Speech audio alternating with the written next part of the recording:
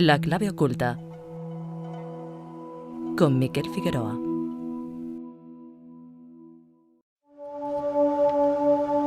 Hoy en el programa vamos a hablar de la felicidad.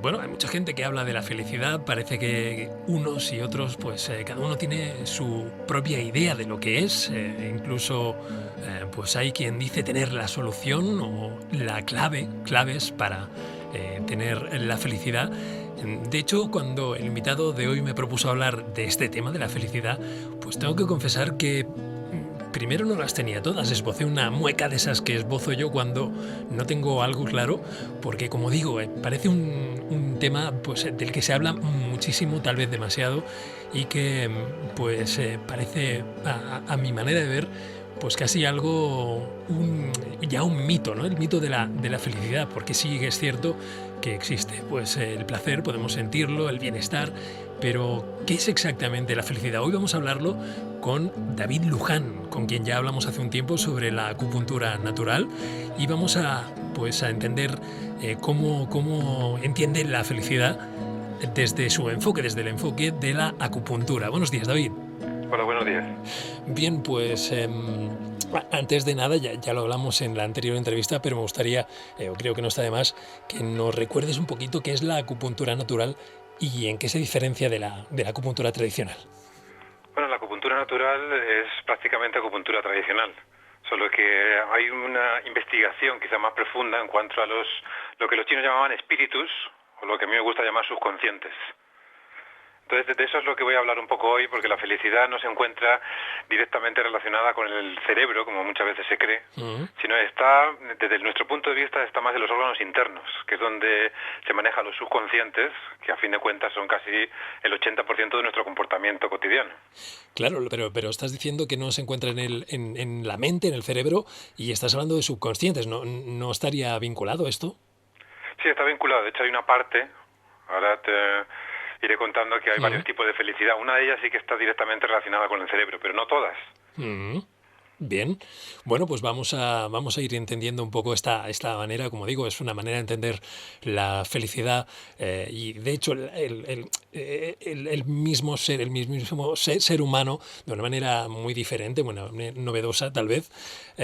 Yo te comentaba, introducía el tema, pues diciendo que para mí la felicidad pues es algo un poco difícil, ¿no? de entender. Es como un concepto que se utiliza muchas veces para designar estados, como, bueno, que podríamos también llamar como placer, por ejemplo, bienestar, Claro, de como un hecho, espejismo, ¿no? Utópico. No sé si cómo lo ves tú, cómo entiendes tú la felicidad.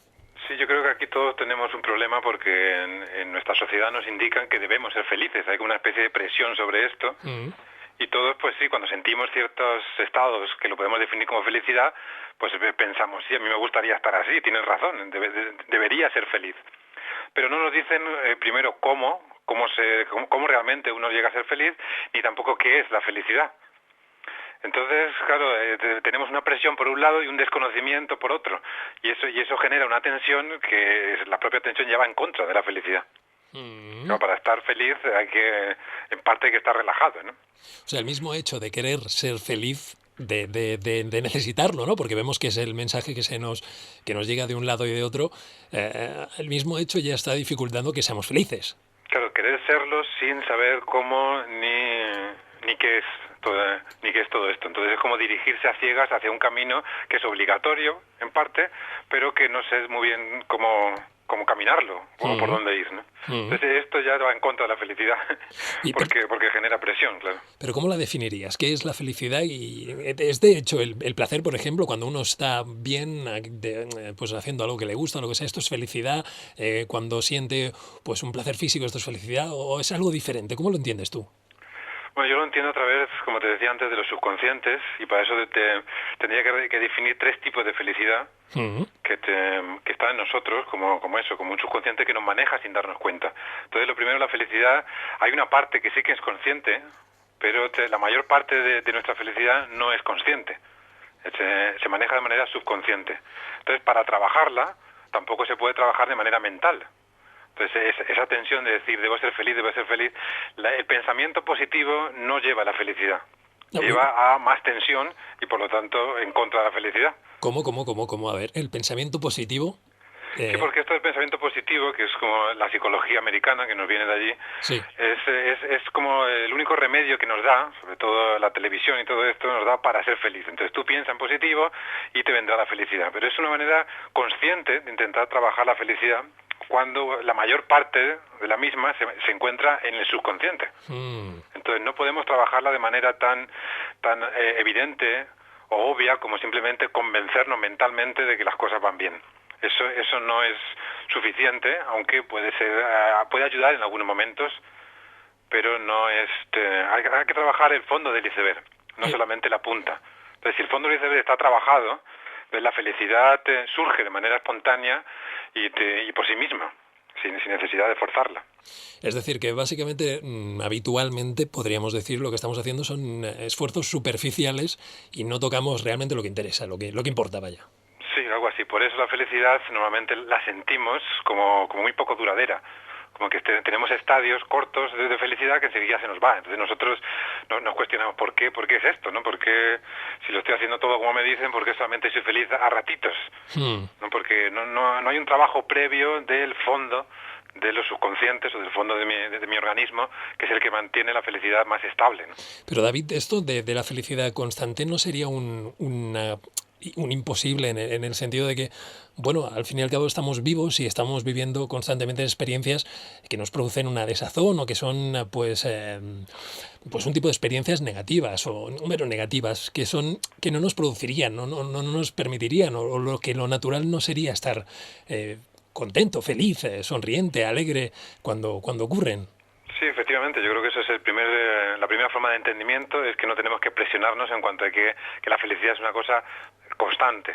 Sí podemos llegar a una estabilidad, como demuestran en otras culturas o cierto tipo de personas, demuestran una estabilidad de la felicidad mayor que otras. Entonces sí que se puede llegar a un estado bastante estable de felicidad y duradero. Pero lo que no hay que intentar es ser felices constantemente. Eso ya es una presión. Yeah. Entonces, trabajar, ahora sí, si avanzamos a la entrevista, te daré algunas claves sobre lo que yo considero que es la felicidad y cómo trabajarla de manera subconsciente. Y con esto, si se hace bien, yo creo que sí que es bastante estable, ¿no? Ahora hablabas de otras culturas, tú estás, vives en la India durante buena parte del año, ¿verdad? Sí. De hecho, creo que mañana vas hacia allá. Y lo hablábamos en la anterior entrevista, parece que, pues no sé si lo ponías como ejemplo, supongo que sí, porque es lo que conoces, pues que allí parece que se toman las cosas de otra manera, ¿no? Que como que les cuesta menos sonreír o aceptar las cosas y vivir en un estado más de paz. ¿Puede ser? Sí, de los tipos de felicidades que yo defino, no todas son mejores allí. Nosotros tenemos la mental, quizás es mejor aquí. La felicidad mental, que está más relacionada con la risa. Pero la risa no simplemente, que también nos confundimos con eso, la risa no es siempre felicidad. Es una parte de la felicidad, pero no es la única. Entonces en India, en estos países así más tradicionales, tiene un tipo de felicidad que es más de los riñones, relacionada con los riñones, que es la felicidad que yo llamo felicidad plena, donde hay una estabilidad interna, que no te lleva a la carcajada o a la sonrisa, pero sí a una satisfacción personal. Entonces, si te parece, te defino un poco los tres tipos de subconscientes que hay para la felicidad. Vamos allá, sí. Que están relacionados, como te decía antes, con los órganos internos. El primero sería los riñones, y concretamente el izquierdo, está relacionado con la felicidad. Luego es el pulmón, otro tipo de felicidad que aparece como subconsciente, la genera el pulmón. Y la última sería la que produce el corazón, que sí se relaciona o se conecta directamente con el cerebro. Entonces esta, digamos, que es la felicidad consciente, que es la que usamos más en Occidente. Utilizamos más el corazón, la carcajada, la vida social, y eso es otro tipo de felicidad, pero no es la única, son tres. Bien, tres que supongo que al final es lo mismo, ¿no? Es decir, supongo que se compenetran o se conjugan y al final acaba siendo pues un movimiento único, ¿o no? Sí, todo en el cuerpo, igual igual que en todo el universo, está siempre interrelacionado, obviamente, claro. Pero sí que puede haber un desequilibrio, por ejemplo, en los riñones. Entonces ese tipo de felicidad nos cuesta y tenemos a lo mejor un equilibrio en el corazón, y ese tipo de felicidad sí la podemos llevar. Todo el mundo ha sentido como tiene muchos amigos, se ríe mucho, pero luego en soledad se siente triste, se siente solo. Entonces ahí en realidad para que la felicidad se mantenga estable, estos 3 órganos vitales, incluidos si sumamos el cerebro serían 4, estos 3 órganos vitales tienen que mantener un equilibrio y una salud interna. Entonces se conectan entre ellos y producen esta felicidad más estable. Bien, bueno, pues yo creo que estaría bien que los definieras un poquito, definieras estos 3 tipos de felicidad y de órganos un poco más extensamente. Hablemos de esta felicidad plena o existencial que se encuentra en los riñones. ¿Cómo lo definirías esto? Sí, tenemos 2 riñones, obviamente. Yo lo veo más en el riñón izquierdo, que tradicionalmente siempre se ha relacionado con el riñón materno. Está el riñón paterno y el riñón materno. El izquierdo es el que nos interesa para dar felicidad, y aquí se produce un tipo de felicidad que yo llamo felicidad plena o existencial. Y está relacionado con, lo dividimos en 2, vamos a ir por parte primero, lo dividimos en 2. La parte más profunda de este tipo de felicidad en el riñón izquierdo es lo que llamamos el árbol y su universo. Y está relacionado con las virtudes personales que uno tiene. Obviamente todas las madres si tienen 2 hijos, saben que no venimos iguales. Los niños son distintos. Entonces todos entramos a existencia, por así decirlo, con una habilidad distinta, que son nuestras virtudes. Entonces desde que yo soy pequeñito, mi madre me va registrando mis virtudes, y a lo largo de la vida yo voy desempeñando esas virtudes. He venido aquí, digamos, al universo con una serie de habilidades distintas a los demás, y esas tengo que desempeñarlas. No son siempre muy concretas, pero sí a lo mejor abstractas. Y si todos hacemos lo que nos gusta hacer y lo que somos un poco mejor que el resto, eso nos da ese tipo de felicidad, de relajación o saber que estoy haciendo algo. Entonces es como también una felicidad de destino. Estoy en mi camino, estoy en el destino que debo. Bien. Esa es una felicidad, digamos, la más profunda, la más estable. Hay gente que la tiene y hay otros que a lo mejor están un poco perdidos y no saben a qué he venido aquí, no sé realmente lo que me gusta, o mi trabajo no me llena del todo. Claro. Eso obviamente es básico, que estés desarrollando tu virtud natural y que te guste lo que estés haciendo como destino. Parece muy habitual aquí en Occidente, por lo menos, que esto no se da demasiado. Es decir, mi pregunta es, ¿consideras que la sociedad que hemos creado potencia el hecho de que cada uno busque y desarrolle sus virtudes o al revés? Sí, yo creo que todos tenemos opciones, es verdad. Yo creo que es una sociedad que se puede llegar a conseguirlo. Una de las grandes virtudes de nuestra sociedad es la apertura de las posibilidades que existen. Pero luego también, claro, si estás un poco perdido, también es una sociedad que te permite o que te empuja simplemente a ganar dinero. Entonces cuando ya si la gente anda perdida y se engancha en eso, trabajar por dinero, luego cuesta mucho saber quién soy en el sentido de a qué he venido, cuál es mi virtud. Bien. Entonces yo creo que sí podemos en esta sociedad, pero hay que tener cuidado porque nos atrapan enseguida, ¿no? Y trabajar por dinero es algo peligroso. O sea, hay que trabajar. Para mí el dinero es la consecuencia de tu trabajo. Hay gente que le encanta lo que hace y no podría hacer otra cosa, y luego tenemos gente que está, como dice un educador famoso, esperando a que llegue el fin de semana o que lleguen las vacaciones, ¿no? Entonces esa gente que vive esperando al fin de semana son las que tendrían una carencia en este riñón izquierdo, porque no sabrían a qué han venido a esta vida, ¿no? Muy interesante. Recomendación primera, ¿no? Sería busca aquello que te gusta hacer, aquello en lo que eres bueno, aquello que te satisface y por lo que te gusta levantarte por la mañana, y desarróllalo. Claro, sí. Y si puedes, otro consejo bueno, es que preguntes a tu madre, porque en la estructura del árbol genealógico, la madre es la que tiene que entender desde que eres pequeñito cuál es tu virtud diferencial. Entonces las madres han ido recopilando esa información durante toda la vida, y tú le preguntas, mamá, ¿quién soy y qué tengo que hacer? Y tu madre, claro, suponiendo que esté equilibrada y que quiera ayudar, te guiará en el camino que es quién tú eres, ¿no? Porque es una cosa muy subconsciente que muchas veces no sabemos cuál es nuestra virtud. Pero nuestra madre tiene ese registro. y nos lo tiene que contar y empujar. Pues yo se lo voy a preguntar luego a ver qué me dice. El padre no está, obviamente todo está relacionado, ¿no? Pero no pertenece a este riñón izquierdo, pero la función del padre es coger la virtud que yo tengo, la virtud diferencial, y ponerla en la vida social de manera práctica. Una función también muy importante. O sea, la madre me tiene que decir a qué he venido y mi padre me tiene que decir cómo usarlo para ayudar al resto. Entonces ese trabajo de padre y madre da una estabilidad. Los que han tenido la suerte, los que hemos tenido la suerte de tener una familia estable, entonces sí que tenemos esa referencia para saber el ser, que sería la madre, y el tener o el desarrollarme, que sería el padre, ¿no? Bien. Bueno, vamos a hablar de la segunda, del segundo tipo de felicidad, es la felicidad universal o perceptual. Bueno, un segundo, porque antes en el riñón es que tenemos, todos estos órganos se dividen en dos partes, ¿no? Los chinos decían el yin y el yang. Bien. Hasta ahora hemos hablado de la parte yin del riñón izquierdo. Sí. Entonces, si ahora voy con la parte yang del riñón izquierdo, es la que se llama, como subconsciente interno, se le llama el amplio proyecto que todos debemos desarrollar en esta vida, ¿no? Entonces ahí también hay parte de la felicidad.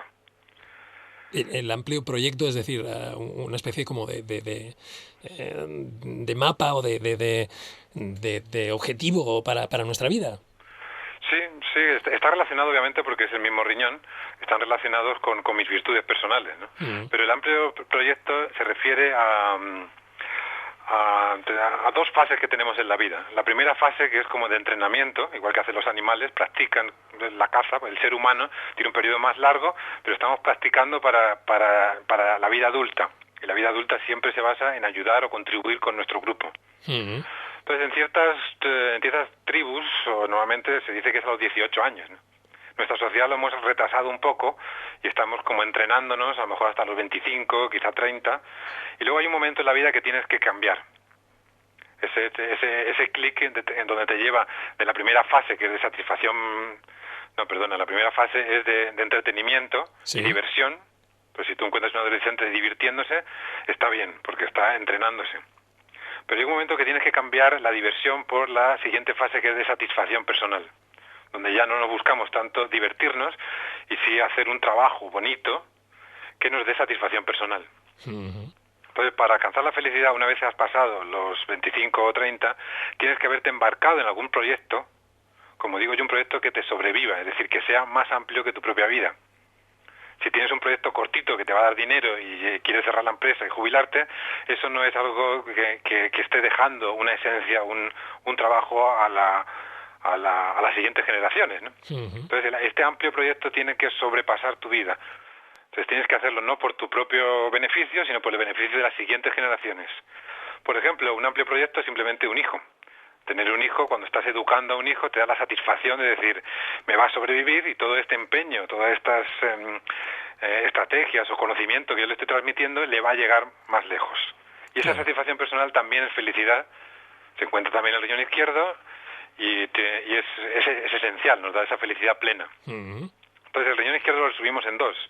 Una es el desarrollo de mis virtudes y la otra es utilizar estas virtudes en el camino, en un proyecto, en un camino que sea para el bien de todos. Y eso me da satisfacción personal, estabilidad, felicidad plena, que no es una felicidad de sonrisa o de carcajada, pero es como un sentimiento de pertenencia del universo, sé quién soy, sé dónde estoy, me gusta la vida. Eso es el riñón izquierdo, el primer tipo de felicidad más profunda, digamos. Bien, vamos ahora sí, si te parece, a hablar del pulmón, porque allí se encuentra otra de las felicidades. Como decía antes, es la felicidad universal o perceptual. Me tienes que explicar esto porque, pues evidentemente no. ¿De qué va? Sí. El pulmón es el que se encarga, es uno de los órganos que los chinos llaman cielo, que está en la parte alta del cuerpo, y es el que se encarga de comunicar lo interno con lo externo. Entonces es el que sale hacia afuera, hacia el mundo del exterior.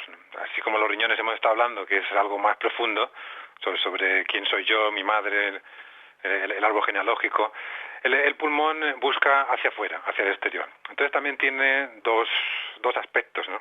Como los chinos decían, el aspecto yin y yang. El yin, que siempre empezamos por lo más profundo, es lo que llamamos el tigre en contemplación, porque el pulmón es como el instinto animal.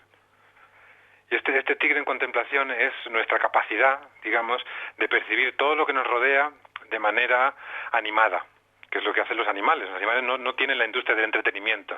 Un animal no quiere entretenerse, el animal simplemente con observar el exterior ya es feliz. Entonces nosotros tenemos también esa capacidad de observar lo que nos rodea y no aburrirnos. Cuando está equilibrado este subconsciente, todo lo que vemos alrededor está vinculado. Es como se dice la absoluta interdependencia. Y si observamos con esa absoluta interdependencia que todo, que las flores, que el pájaro, todo pertenece a una sola cosa, esa visión hermosa hace que no nos aburramos. No existe el aburrimiento cuando este subconsciente está en equilibrio. Entonces este nos da un tipo de felicidad de observación, digamos. Lo que observo me gusta, que también es importante. Wow, pero me has descolocado un poco porque, claro, es un tipo... No me lo esperaba, básicamente, que me dijeras esto. O sea, me parece algo muy curioso. Decías ahora los animales, es verdad. Mi gato, por ejemplo, ve una puerta que se mueve y ya la está atacando, ya cree que ahí hay algo de vida, ¿no? Hay algo divertido que hacer, ¿no? Y nosotros a lo mejor hemos perdido esto, quieres decir, y tendríamos que recuperarlo. Sí, es una sociedad está un poco rápida, entonces esa contemplación, que también es necesaria, se nos escapa a veces, se nos altera el pulmón, ¿no? Pero sí es importante poder observar lo que nos rodea de manera animada, y este es uno de los consejos quizás que yo más aplico y que me parece cruciales para mantener la felicidad, que es animar lo que te rodea. Pero, como hacen los niños, o como hacen las películas de dibujos animados, que las tazas hablan, que te hablan las sillas.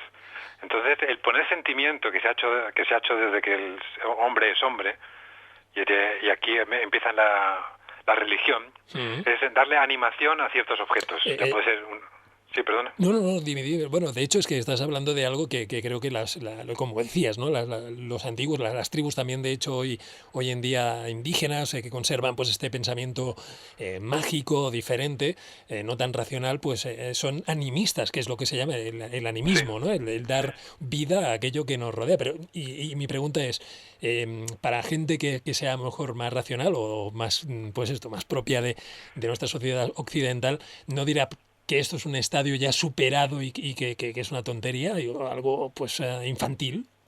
Sí, pero si lo consideramos como una tontería, algo infantil, entonces el pulmón empieza a empeorar y sentimos lo que produce este subconsciente cuando está en desequilibrio es soledad, y soledad con el entorno. Entonces aburrimiento en la percepción, todo lo que me rodea es literal o plano. Entonces esto sí que nos ha dañado ese pensamiento científico de ver las cosas tan planas. Ahora tenemos a la mecánica cuántica, donde ya se mete más dentro del objeto, lo analiza de manera más profunda, y entonces ahí vuelve el animismo, porque todos los mecánicos cuánticos entienden la realidad de manera casi espiritual, ¿no? Entonces nuestra forma literal de ver es peligrosa, digamos, peligrosa para nuestra felicidad. Hay que intentar verlo, aunque no creas en ningún dios, puedes animar una taza, ¿no? Aunque sea una broma, le dices, uy, la taza cómo está hoy, que está un poco sensible. O sea, esa forma de hablar así en lo cotidiano con tu pareja, intentando decir, cuidado con la silla, que está un poco, sí, que hoy no está de buen humor. O sea, si incluyes a los objetos que te rodean como si tuvieran sentimientos, aunque sea como un juego, sin necesidad de que sea algo espiritual o religioso, eso ya empieza a darte tu cuenta que te produce felicidad de manera evidente. Claro. Ya observas y todo lo que te rodea, lo que tienes ahora mismo delante tuya, todo tiene una vida, todo tiene una intención, un porqué, como si fuera humano, como tú decías, la animación. Animar es esencial para la felicidad, y el ser humano así lo ha entendido siempre, y en todas las culturas, como tú me preguntabas antes, donde yo vivo en India, allí sí que son muy animistas. Sí. Y mantienen todo esto. Entonces ellos tienen una felicidad, la familia es muy importante para ellos, la felicidad de riñón la mantienen bastante bien, y luego el animismo, que ellos hablan con sus dioses o entienden todo lo que les rodea, tienen una naturaleza muy bonita, la observación tiene que ser, claro, un paisaje hermoso, eso ayuda mucho a que el pulmón se mantenga equilibrado. Muy bien. Bien, esta era la parte yin. Sí, ahora la parte yang es la felicidad que quizás sobreusamos nosotros aquí en Occidente, porque yo como psicólogo estudié de la carrera un libro muy gordo, que era de psicología del consumidor.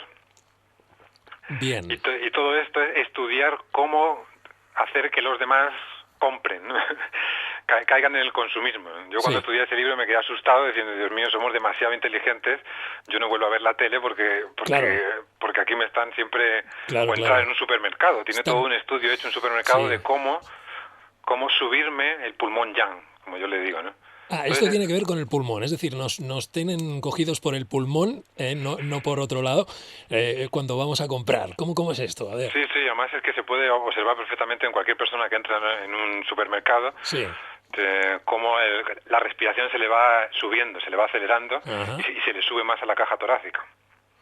Entonces, este subconsciente es el que yo llamo el salto del tigre. Como decía antes, el pulmón es nuestro instinto animal, ¿no?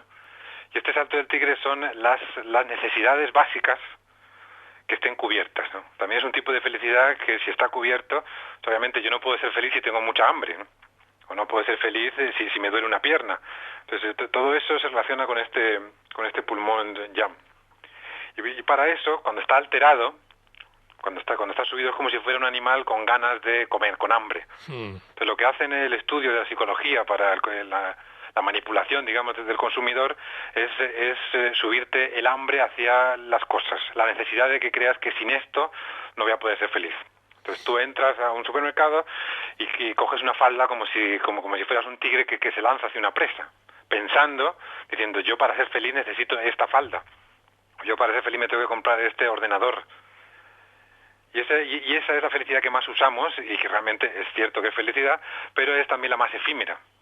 Enseguida cuando compras tu falda o tu ordenador te sientes feliz porque has cubierto una necesidad, es igual que comer, cuando comes también te sientes feliz, pero luego enseguida se pasa, dura unos segundos o unos minutos de felicidad y vuelves a tu estado anterior, donde una de dos, o sigues consumiendo o ves que se te ha generado un vacío, ¿no?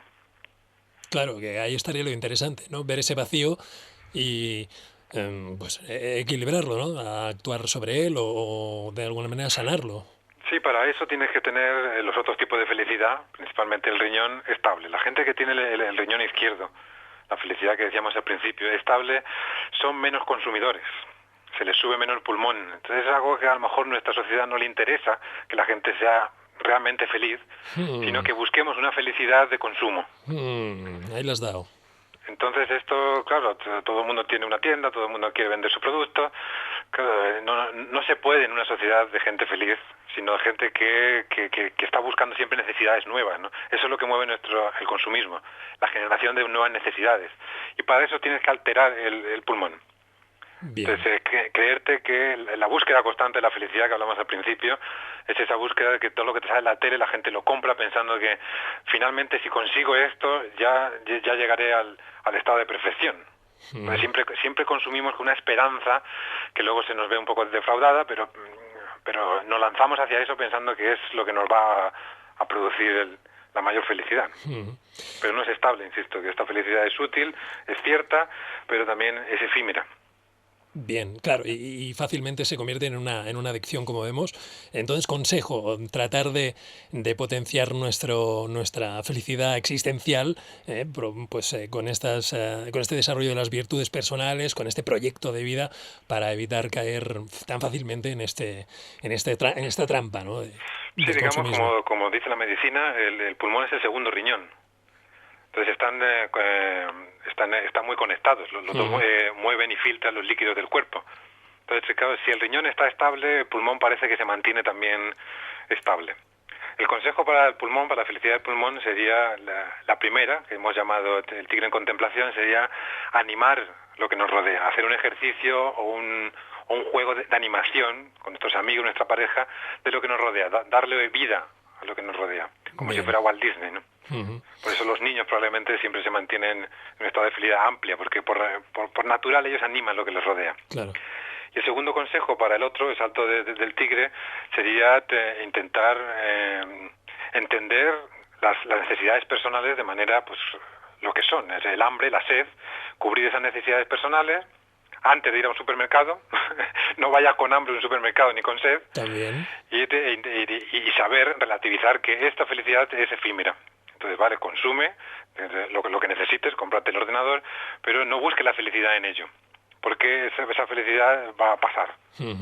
Entonces, vale, lo consumes porque lo necesitas para tu trabajo, para... Yo siempre digo que el proceso de consumo tiene que producirse a través del hígado, que es el que hace la reflexión. Cuando yo reflexiono qué necesito, después de 5 días voy a la tienda, lo compro y ya está, eso no ha salido desde el pulmón, no ha salido del salto del tigre que quería comer, sino ha salido de una reflexión. Entonces, ese consumo es el que es relativo y el que es sano, digamos. Entonces, compro lo que necesito. Y el que no es sano es ir como si fueras un cazador a un supermercado, a un gran almacén, a ver qué encuentro, ¿no? A ver si aquí consigo la felicidad. Entonces te pones como un tigre a consumir, y quizá esto es lo que luego te defrauda diciendo, bueno, tengo muchas cosas, pero he vuelto a mi estado inicial, ¿no? Bueno, eso en el mejor de los casos. En el peor, entre comillas, tendrás una tarjeta de crédito que te lo permitirá y estarás toda la vida sin preguntarte exactamente si hay otro tipo de felicidad que no sea el de ir consumiendo y de tener tantas Claro, cosas. Ahí hay que hablar con la tarjeta de crédito, pedirla perdón. Sí. Entonces caemos en el mismo, anima la tarjeta de crédito, decirle, no sé qué te he hecho hoy, discúlpame. Discúlpame que ya mañana, si acaso, ya te dejo en casa. Claro, algo así. Bueno, pues vamos por la tercera y última, tercer y último tipo de felicidad, que es el del corazón y del cerebro. Explícanos esto. Sí, esta es la que yo llamo la felicidad social o felicidad de las expectativas también, ¿no? Entonces también tenemos que dividirlo en dos. Aquí sí que entra la risa, el corazón es el que realmente se ríen, porque el corazón en parte lleva los gestos de la cara. Ya que el corazón es otro órgano de la parte de arriba del cuerpo, también está, igual que el pulmón, relacionado con el exterior, la conexión de mis emociones internas con el exterior. Y para eso el pulmón el corazón, lo que busca son acuerdos con seres humanos, el corazón es muy humano, acuerdos con seres humanos que me vayan a beneficiar a mí. Entonces, para buscar estos acuerdos lo hacemos a través de la voz, que el corazón también lleva la voz, y lo hacemos a través de los gestos faciales, la sonrisa, los gestos que consiguen a lo mejor seducir a la otra persona para que el trato que hagamos entre ambos sea de mi beneficio. Entonces, como dicen los chinos, el corazón es el mentiroso del cuerpo, ¿no? La sonrisa, que aquí la tenemos bien vista en Occidente, para los orientales la sonrisa es un poco un engaño. Cuando haces un negocio con un chino, él no sonríe, no utiliza los gestos faciales, porque si lo hace dentro de su cultura indica que estás intentando engañar. Anda. Ostras, pero qué paradoja, ¿no? Porque parece como que para ser feliz o siendo feliz uno sonreirá, ¿no? Uno expresará pues físicamente y pues claro, el plano físico tenemos aquí a nuestra cara, ¿no? Gestual. Sí, yo creo que es una especie de confusión también que tenemos aquí, que nos han vendido eso de ser feliz significa reírse mucho. Pero todos hemos estado riéndonos a carcajadas, viendo el Club de la Comedia, y cuando apagamos la tele nos vuelve a pesar la no felicidad interna. Entonces, tampoco es una felicidad estable, es una felicidad que busca el acuerdo. Yeah. Sonríes para conquistar a los demás, pero luego, en cuanto esa conquista ya está lograda o no lograda, en cuanto ya cierras la conquista de ese objetivo, la felicidad no se mantiene tampoco. Pero habiendo este tipo de risa y de sonrisa, ¿no hay una sonrisa o una risa más, no sé, pura o más conectada a la felicidad real? Bueno, está la sonrisa interna, que es la que vendría de los riñones, y también del pulmón. De estos dos son más sonrisa, ¿no? Cuando observas algo que te gusta, sonríes. Y la carcajada o la risa social, esa, bueno, sí, yo no digo que sea mala, ¿no? Pero realmente cuando estás feliz en estas dos otros campos, quizás los más profundos, riñón y pulmón, ahí no te hace falta tanto reír. Es una cosa que me sorprende a mí cuando empecé a vivir allí en India, sí, que se veía la gente feliz, pero no se reían tanto. Pero sonreír sí, supongo que sí, que eso es algo... Claro, sonreían, sí. Se les ve que sonríen y sobre todo en su comportamiento se nota que se manifiestan felices y que no se quejan, no tiene mucha queja, pero luego la carcajada, que eso sí se han hecho muchos estudios sobre la carcajada, se define nuevamente como una tensión social que se queda en nada. Entonces es como una especie de miedo, amenaza que te hace otra persona y que de repente esa amenaza era falsa. Entonces es la liberación de una tensión previa. Entonces ahí sale la carcajada. Cuando no existe una sociedad que te tense o un acuerdo social con otra persona que no te tense, Entonces no tiene necesidad de la carcajada. Uh-huh. Casi todos, donde más nos reímos es cuando hemos pasado un periodo, a lo mejor con compañeros del trabajo, donde ha habido un periodo de estrés muy fuerte, luego ya quedamos con ellos para tomar un café y ahí te empiezan a salir, repasas cosas de tensiones y como ya no existe esa tensión, te produce carcajada y te ríes mucho con tus compañeros. Sí. No, pues ahora estaba pensando y, ostras, de hecho es verdad, ¿eh? Se puede conectar con la propia experiencia, como, pues es verdad, en momentos de risa, de este tipo de risa un poco, a lo mejor casi histérica, ¿no? Porque la carcajada es como un momento un poco, pues eso, ¿no? Exaltado y no acaba siendo una felicidad, pues eso, tranquila, profunda, sino que es algo como más nervioso, más superficial, a lo mejor. La euforia, que de hecho la euforia es el desequilibrio del corazón y de hecho mucha gente muere de infarto cardíaco por una euforia. Entonces castiga mucho al corazón esa forma de vida de la carcajada. Otra cosa es que la felicidad, por ejemplo, de un cómico que sale en la tele, esa es una felicidad de pulmón, de la animación. El cómico te está contando ciertas cosas que a lo mejor no te producen una carcajada, pero te gusta escucharlas porque son surrealistas, porque son alegres, porque son animadas. Entonces hay que ver un monólogo de un cómico de manera, usando el pulmón, observando cómo él te conecta cosas animadas y no con el corazón, porque para que te haga reír del corazón tiene que tensarte el miedo primero, la tensión social que luego desaparece. Entonces el corazón, como se entiende en el si está equilibrado no produce carcajada, no sonríe. La carcajada es un estado de desequilibrio del corazón. No hace falta la carcajada para ser feliz, sino incluso puede indicar casi la ausencia de felicidad. Bueno, en algún momento dado no importa, pero si una persona que usa mucho la carcajada es porque está carente quizá en otro tipo de felicidad. Bien. ¿Algo más referente a este tipo de felicidad? Bueno, esta también lo dividimos en dos. La más profunda, que es la de el Jim. Sí. Esa la llamamos el intérprete y está conectada directamente con el pericardio, que es el que hace el filtro de las emociones. Todo lo que yo tengo en mis subconscientes tiene que pasar por un filtro, que lo hace el corazón y el pericardio, ambos juntas, y de ahí sube a la boca, al cerebro, a la expresión social, a ese acuerdo que tengo que trazar con el exterior para beneficiarme, ¿no? Es como el de relaciones del exterior, eso hace el corazón. Y luego el otro es el YAM, es el que llamamos el comunicador mental. Y en este es el que envía la información, ese filtrado de las emociones la envía al cerebro. Y ahí ya somos conscientes. Entonces digamos que el corazón tiene que filtrar mis emociones hacia mi consciencia. Y esto ya se está haciendo en algunos estudios. Hay un instituto muy reconocido ahora que se llama Mass Heart en California. Sí.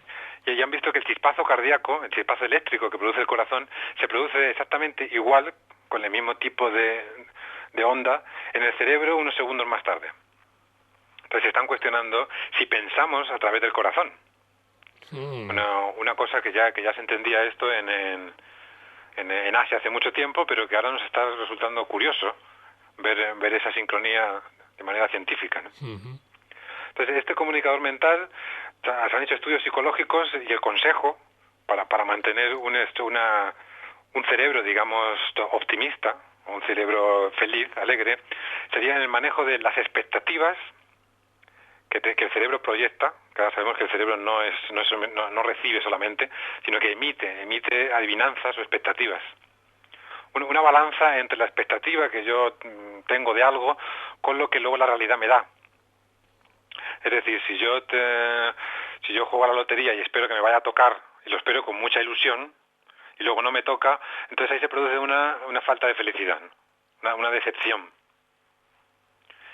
Entonces el consejo sería intentar mantener unas expectativas un poquito por debajo de la realidad, para que luego todo lo que me pasa me sorprenda en más.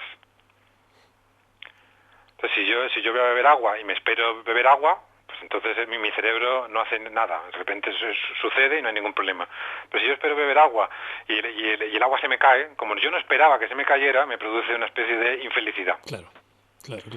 Pero si yo, por ejemplo, voy a beber agua esperando que se me caiga, digo, no, si yo seguro que se me cae. Cuando se me cae, no resulta, me no me produce esa infelicidad, porque yo ya me lo esperaba que se fuera a caer. Entonces, este juego de las expectativas se ha observado en distintos estudios psicológicos, que depende mucho de eso, de la persona que sabe ser feliz. Saber ser feliz del corazón significa mantener tus expectativas siempre no muy abajo de lo real, de lo más normal que te pase, sino un poquito debajo, pero no demasiado. O sea, no esperar demasiado de las cosas, sino lo justo o menos. Entonces, en realidad sería ser como objetivo con lo que las cosas nos van a traer. Mm. Y ahí está el pensamiento que decíamos positivo que nos ha vendido la psicología americana. Sí. Eso es como aumentar tus expectativas siempre. Entonces, siempre pensar que lo que me va a pasar es mucho mejor, muy positivo. Siempre pensando en todo. Estás subiendo demasiado tus expectativas. La realidad te va a estar castigando constantemente. Te va a estar dando menos. Y la culpa simplemente es por tú esperar demasiado. No porque la realidad sea mala. Sino depende de cómo tú esperes las cosas, simplemente. O sea que tú, el tema, por ejemplo, del secreto, esta presunta capacidad para generar, pues no sé, cosas en el mundo físico a través de la creencia mental o del enfoque mental, ¿cómo no lo ves claro esto o cómo?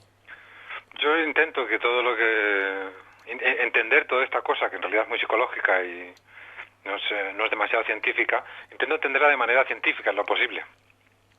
Entonces, me gusta creer en energías, obviamente, algo que la ciencia todavía está en ese proceso pero no salirme demasiado no salirme demasiado del campo médico, si es posible, o menos psicológico. Claro, a mí la sensación que me da con este tema es que nos enfocamos a lo mejor demasiado en algo que llaman pensamiento positivo, cuando a lo mejor lo que tendríamos que ver es por qué estamos atrayendo tantas cosas negativas, es decir, entender el trasfondo en vez de cambiar simplemente esa superficie, ir un poco al fondo de por qué estaríamos atrayendo todo eso que llamamos malo, ¿no? Claro, la diferencia a lo mejor de un americano medio educado para un pensamiento positivo, esperar siempre que todo me vaya bien, y una persona a lo mejor que vive en África, si comparamos los estilos de vida diremos, obviamente el americano le va mucho mejor, tiene de todo, y si vemos el africano que apenas tiene para comer, entonces observándolo desde fuera los dos, digamos, tiene que ser más feliz el americano. Porque tiene todo cubierto, ¿no? Sí. Y su vida es más interesante, hace más cosas. Y sin embargo, claro, el africano no espera que su vida sea mejor. Simplemente con esperar comer hoy, a lo mejor es suficiente. Entonces su juego de expectativas lo maneja mejor. Porque él simplemente no espera comer y el día que come, pues eso le produce felicidad. Anda, pues he comido, qué suerte tengo. Qué persona más afortunada soy que hoy he comido. Y sin embargo el americano, él educado para tener ese pensamiento constantemente exigente en cuanto a expectativas, que me pasen cosas muy buenas, está deprimido. Que Estados Unidos es donde más depresión existe, con diferencia, sí. en todo el planeta. Entonces dices, claro, ¿cómo puede ser que este lo tiene todo y está deprimido y el otro que no tiene nada se mantiene feliz? Es simplemente el juego de expectativas que cada uno maneja. Entonces el consejo sería intentar eso, no buscar expectativas demasiado altas, sino ser realista. Que no está en contradicción con ser ambicioso en la vida, pero siempre dentro de esa objetividad. Es decir, bueno, yo voy a embarcarme en este proyecto, porque si no también no nos funciona bien la vida, no puede ser conformista, no hay que confundirlo con el conformismo. Entonces me voy a embarcar en este proyecto, pero siempre esperando, pues si sale muy bien, si no sale nada, siempre con esas expectativas, cuidándome en expectativas, digamos.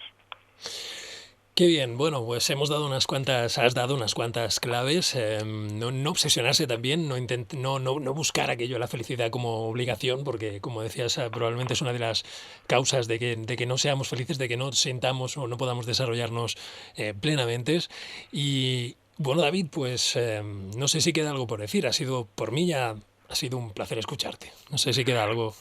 No, simplemente el consejo es ese, que se intenten trabajar cosas más profundas y no cosas, como tú has dicho antes, un poco más superficiales sobre la felicidad. Que seamos conscientes que la felicidad es nuestra vida completa en todas sus diferentes vertientes. Entonces trabajemos la familia, trabajemos mis virtudes, trabajemos mi juego de percepciones, todo eso en vez de esperar que la felicidad me la dé o el consumo o la vida social solamente. Entonces ese sería el trabajo que todos deberemos hacer. Por lo demás, muchas gracias a ti, felicitarte por tu programa, que yo lo sigo mucho en internet. Gracias. Y nada más. Pues lo mismo digo, gracias a ti estamos en contacto por internet, como estos últimos meses desde que nos conocimos. Mucha suerte por allí, por la India, que te vas, como decíamos, mañana. Que vaya muy bien el viaje, que vaya bien por ahí, y cuando vuelvas, pues a ver si podemos charlar otro ratito de algún otro tema. Yo encantado, sí. Me gusta mucho esto. Bueno, pues... que pueda ayudar un poco a los demás, pues claro. Para eso estamos aquí, ¿no? Claro, es como mi proyecto, mi amplio proyecto. Me ha sorprendido hoy hablar de la felicidad en estos términos. Ha sido algo más profundo de lo que estoy acostumbrado a oír cuando hablamos de este tema de la felicidad.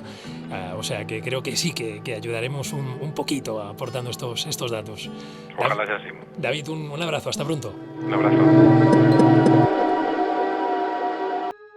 La Clave Oculta. Síguenos en Facebook, Twitter y en el blog del programa laclaveoculta.blogspot.com. Escúchanos en iVoox y en Edenex, la radio del misterio.